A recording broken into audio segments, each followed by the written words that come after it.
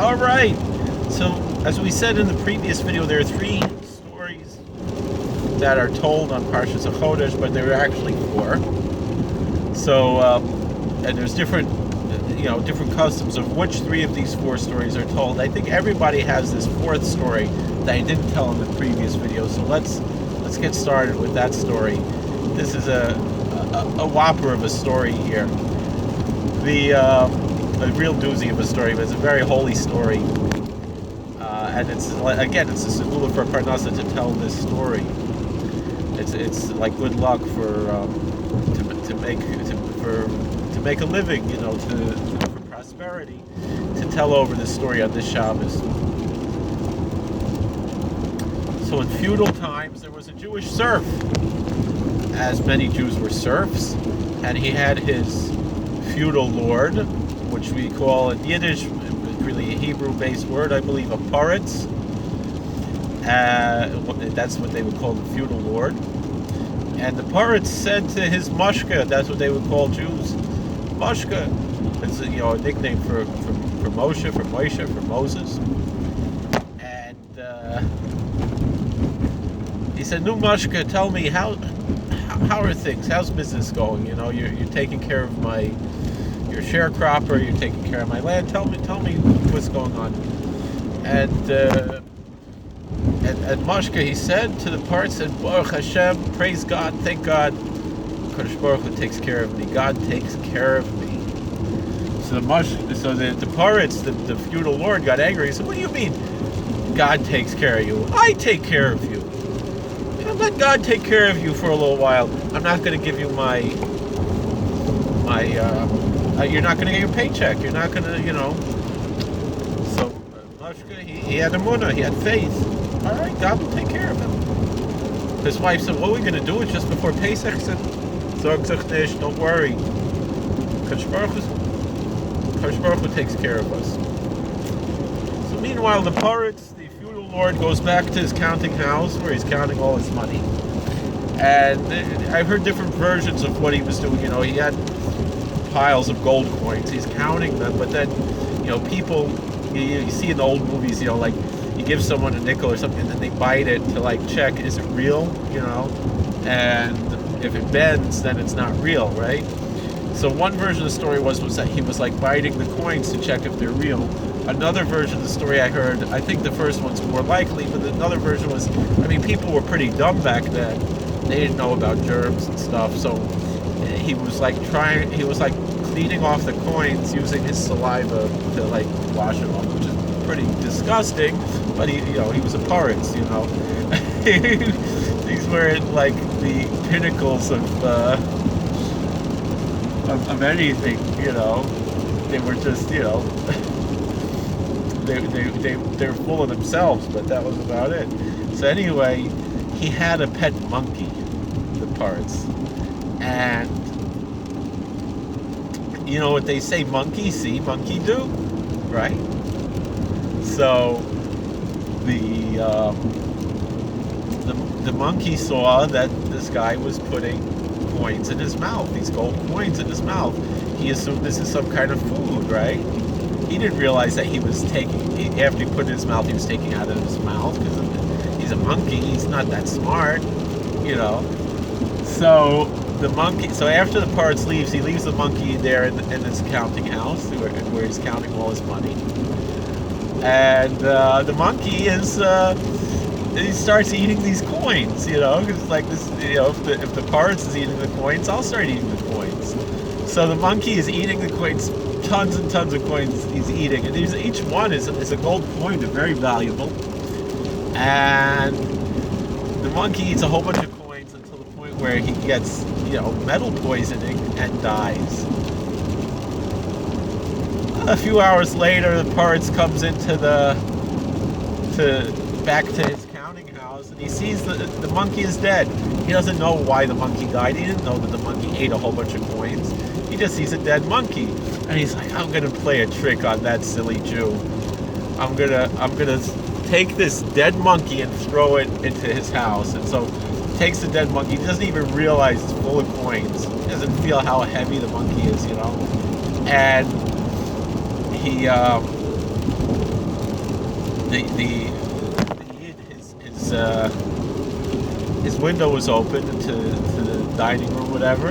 I don't think he had quite a dining room, but whatever, it was probably just one room, but the window was open. I don't even know if he had glass on the window, and he throws the dead monkey into the Jew's house, lands on his kitchen table, and the Jew comes in and he finds, he hears this monkey land on the table, and he hears like coins clinking, and like as the monkey is landing, coins fall out of his mouth, and like he picks up and he feels like this thing is full of coins. So he cuts it open, and there's a whole treasure in there. There's a fortune of gold coins in this carcass of the monkey. So he's rich now. Like, not only, like, they were worried, well, they have money for Pesach. Now they had enough money to live for the rest of their lives, But so anyway, the Paritz comes by the Jew's house on Pesach, and he sees Moshe. He has this big Suda for Pesach, and he's like, Moshe, where'd you get this money from? He's like, didn't I tell you God takes care of me? I don't know what happened. It's the craziest thing that could ever happen. A monkey flew in my window, and it was filled with gold coins. And the Paritz realized it's true, God does take care of him. And as far as I know, he put the Jew back on his payroll, but he really didn't need it anymore. He was wealthy now, and one version of the story that I heard was that there's the Pinkasova Shul in Prague. I was there once when I visited Prague a number of years ago in the Czech Republic. It's currently the Czech Republic, and one version of the story that I heard was that was how, whether it was the same story or a similar story, that there was it could be a story like this happened more than once. Miracles happen. So that, where did this Pinchasova get money to build a shul? It's a museum now, but was that a monkey was thrown in his window full of coins. So that's the story. So just like this Jew had money for Pesach, in the schus of the Rebbe Elimelech from Lezhensk, Heilig Rebbe Elimelech from Lezhensk, just like this Jew had money to have a beautiful Pesach, so and he had for the rest of the year and for his whole life, so too in the schus, in the merit of the Rebbe Elimelech from Lezhensk, we too should be worthy to have money for Pesach, for the whole year, for our whole lives. We shouldn't worry. I'm feeling a little worried today, but I should have a munah just like this story. And we should all have a munah. And I know everything's gonna be okay, but like naturally, sometimes things go on, and you feel nervous, a lot of things, and you got to try to find a way to find peace. And I truly believe that's the major power of Segulos. You understand what I'm saying? The power of a Segula. It's obviously there's some kind of supernatural power in the Segula, but also the natural psychological power of the Segula. I heard a story that they asked a particular gadol. I think it was Shlomo Zalman Auerbach, if I'm not mistaken. A lot of people go to Amuka. I was there twice. And they say that it's a Segula. They said that's the kever of Rabbi Yonasan ben Uziel. Rabbi Yonasan ben Uziel never got married. Nafshei Chashkul Torah. And so he never got married, which is definitely atypical in the Jewish world.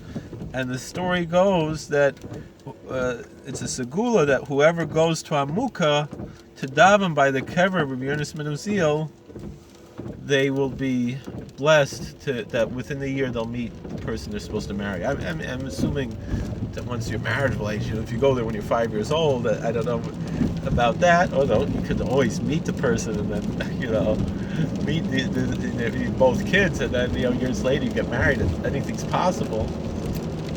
But that's the legend of going to Amuka.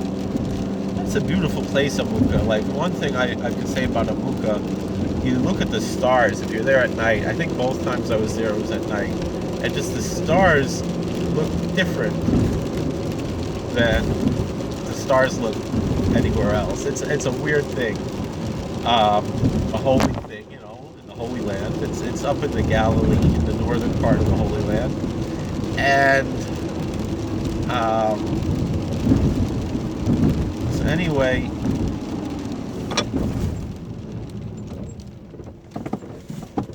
You were supposed to stop, not me. Anyway, somebody asked,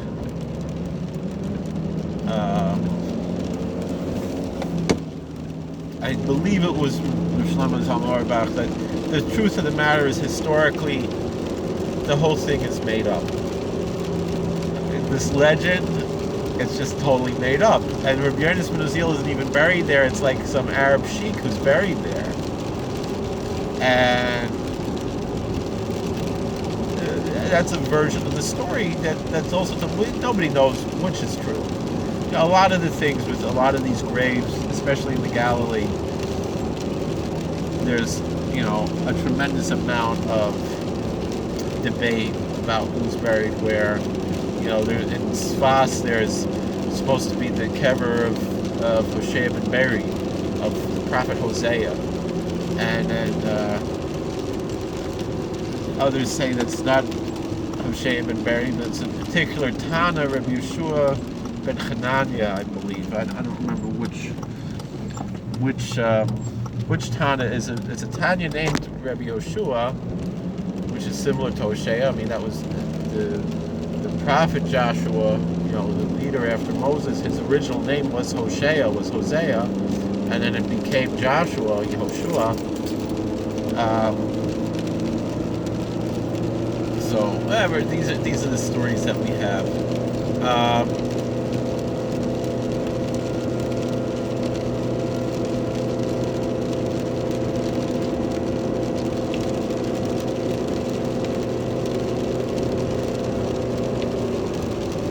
So anyway, back to Rabbi Yonis ben Uziel. I think again they asked Shlomo Zalman, should we be Megala? Should we be Mefarsim? Should we reveal? Should we advertise to people that this whole thing is not even real? This isn't the kever of Rabbi Yonis ben Uziel. It was just the tour guides who made up this whole idea just to get people to come there, that you're gonna that it's a segula to get married if you come pray here, and the whole thing's made up, and it's not even Yonis ben Uziel, and the whole thing Yonis ben Uziel, the whole thing's made up. And again, a lot of some of my rebbeim would agree. Don't fool yourself. This is, Judaism isn't about fairy tales. Don't make up nonsense and then call it Judaism. Because and the thing is, people will find out, and then it discredits other things. But then Shlomo Zalman said, you have to be very careful with these things, because, and again, it goes back to how we discussed in Jungian psychology, the difference between mythos and logos, and the importance of mythos. And so even if a new myth was created, and maybe it didn't even come from the best source, perhaps, and the whole thing's actually not even true, right? But it's a myth, it's a legend. People put their heart into that, and that gives them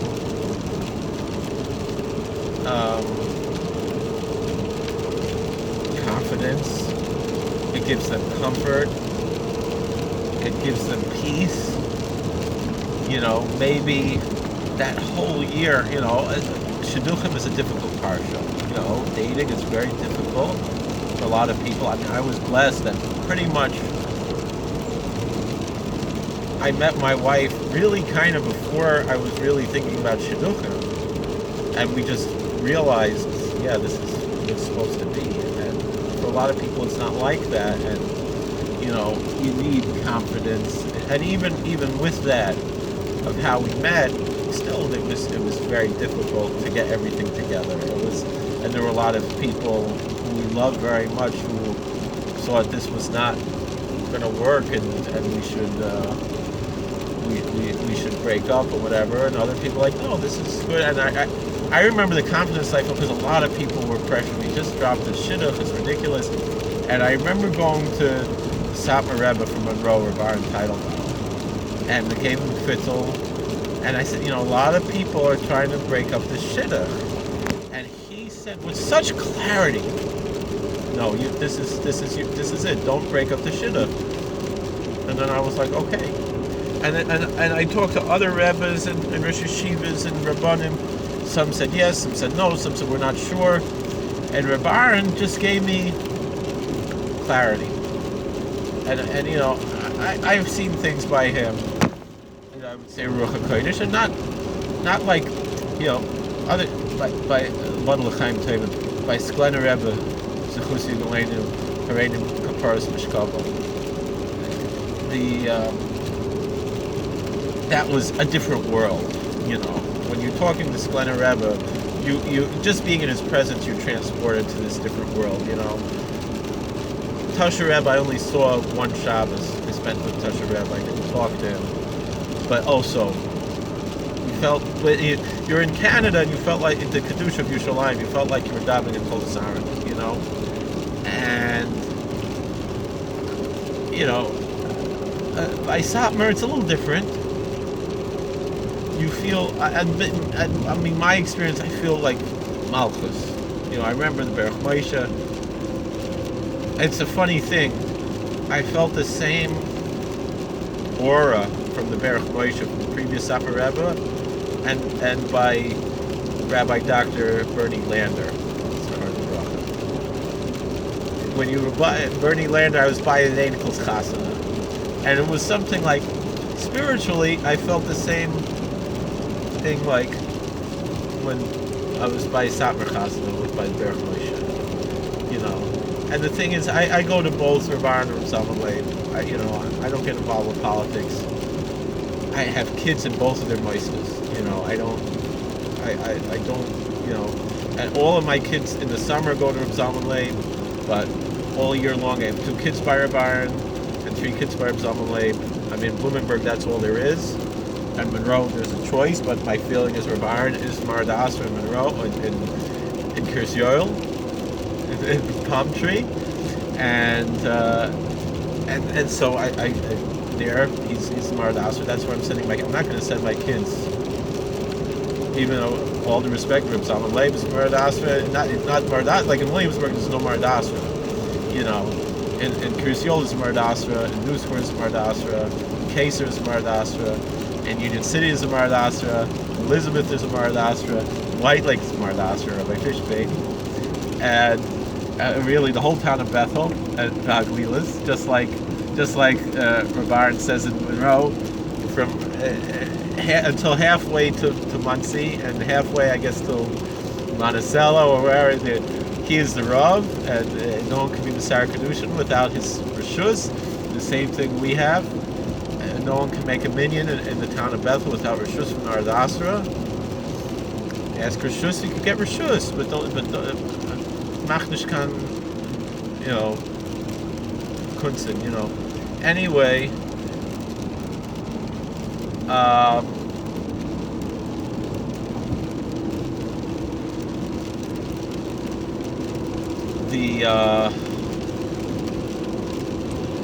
the clarity though that I had. I remember the first time I went to Reb Aaron, he was still Ruv, and he was taking Kvitluch already though, and at that time he would let you sit down. Even a Bocher would sit down. Once he became Rebbe, he had to stand up, and when you go for Kvitluch. So and I remember I was there, and I felt something like, this man is special, and I gave once Kvitluch to Baruch Moshe, I remember, but then he was already very senile, but And I'd give Pitluch to some like also. But I remember I gave Pitluch to Barn. It was before he was Rebbe, and he was reading Pitluch. And it was Motzei Shabbos. He saw I was wearing a bekasha and the beaver head, and he asked, "The Mr. Bucher, the younger man, I'm not wearing a shtreimel. I don't know very many Galai to wear beaver head Shabbos, you know."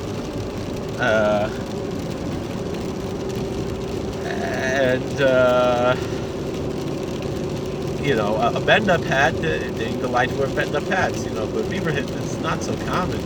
Anyway, there are, you know, in Woodmere one or two people like that, you know. But then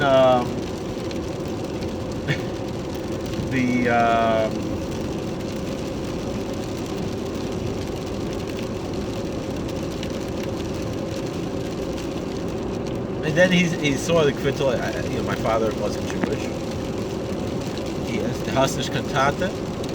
You don't have a father. My tata is kind of. So again, it's 2 for 2. You know. He's kalakun because on the kvittel you put where you're from. Levin Monticello. Oh, it's a staple. This is what I remember the first time. And then he should be well. He's a wonderful Rebbe, the Satmar Rebbe from Monroe. I know a lot of people don't like him, but I like him very much. So I like people usually.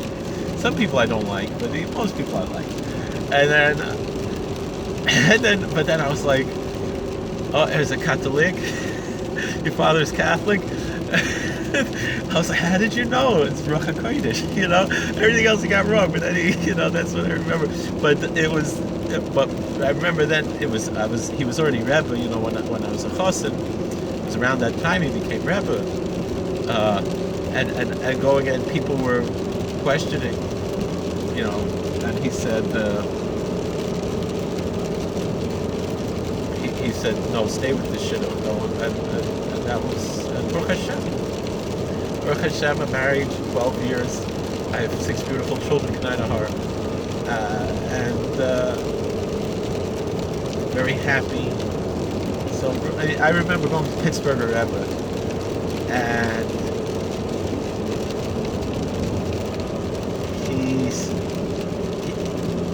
he was saying that he closed his eyes and said, oh, the guys taught me a shiny Yiddish shtib. I remember that. You're going to have a beautiful Jewish home. Baruch Hashem, I see it. I have a shiny Yiddish shtib. The Pittsburgh Rebbe saw something that day, I remember, in Ashdod. He should be well.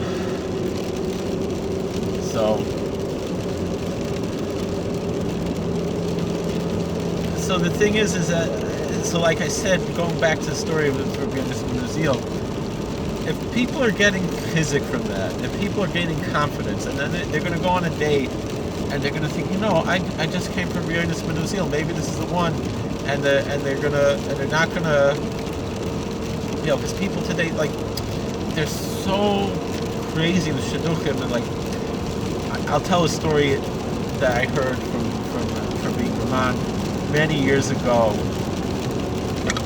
Excuse me, you know, obviously I don't agree with Meir Kahana's politics. I have a certain level of respect for him. My Zayda was a shtickle chassid of his, even though he always said he wasn't a Rebbe. That's the story. That, oh, look how all the turkeys in the straw. Look at that. So the story. Oh, look at how many turkeys! There's turkeys everywhere. It's incredible. I never saw so many turkeys.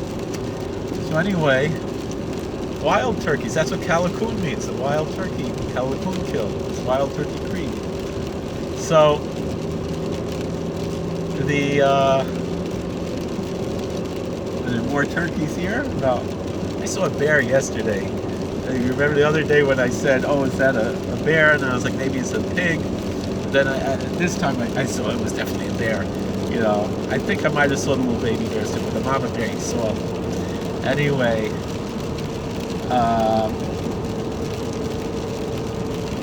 a story goes that, you know, Meir Kahana used to go speak at college campuses. I want to go do that. I want to speak at college campuses. I don't know, how do I get to do that, you know? So, once or twice I did that, and like, you know, there were like protests that they didn't want me to speak. There's the video when I spoke at Orange. But I'd like to go speak at college campuses more. But I don't have time, Baruch Hashem. I work full time. I work 6 days a week. I work 7 days a week. It's Shul and Shabbos, Charbet Tachoch. So,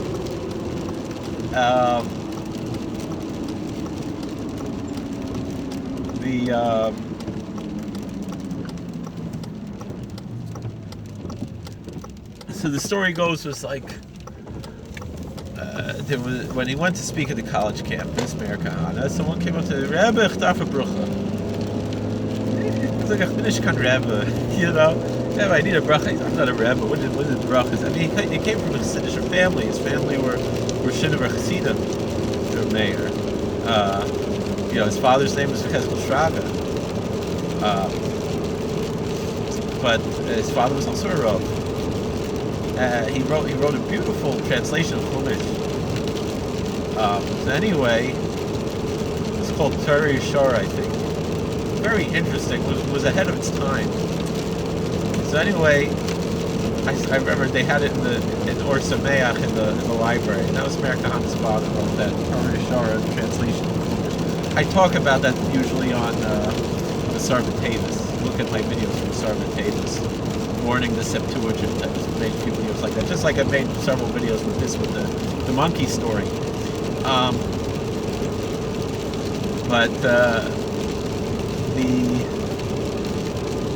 This guy went to Rabbi Kahana and he said, I need a bracha.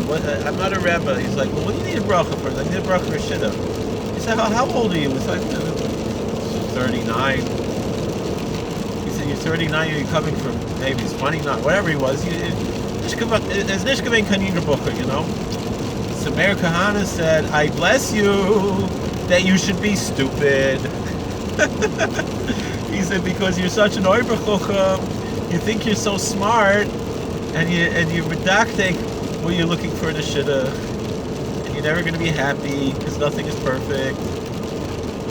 But to fall in love, you need to be a little stupid, and that's okay. And so you just need to just fall in love with a girl somewhere and you get married with a woman, get married. And don't be such an oiberchucham, Don't be such a know-it-all. Don't think you know everything. There's a certain level of confidence there as well. But, the idea is that, I did this segula. I went to Amuka, and then, the guy, the girl, they're going to start dating, and then they're like, maybe they'll be a little stupid, like Meir Kahana said, but in a good way, and they'll have confidence. Maybe it's not coming from a place of intelligence, but it's coming from a place of that it's coming from the heart instead of the mind, and that's good. It's okay, It's not, people imagine, that everything has to be a certain way, It doesn't. So let's hope this mikveh is open so I don't have to go all the way to Swan Lake. I mean, it's Shabbos HaChodesh, maybe that's the they're going to schlep 3 Sifrei Torah up here to the country. So thank you for watching. God bless. Please like, share, and subscribe. Comment. And again, there is a supernatural quality also of the Segulos. There's a light on there. Let's just see. Let's slow down a little bit and see, are there cars? What do we got here? Can I have to mikveh here, or do I have to schlep to, doesn't look like it, no. Not gonna happen. Alright. It is what it is. Are there people here by Bubba? I don't think so either. So I'm gonna have to go to Swan Lake and hope that the mikvah's open in Swan Lake. I could keep talking, but we've gone on for a half hour. Might as well start another video and talk about something else. Thank you so much for watching. God bless. Please like, share, and subscribe, comment. And we'll see you later.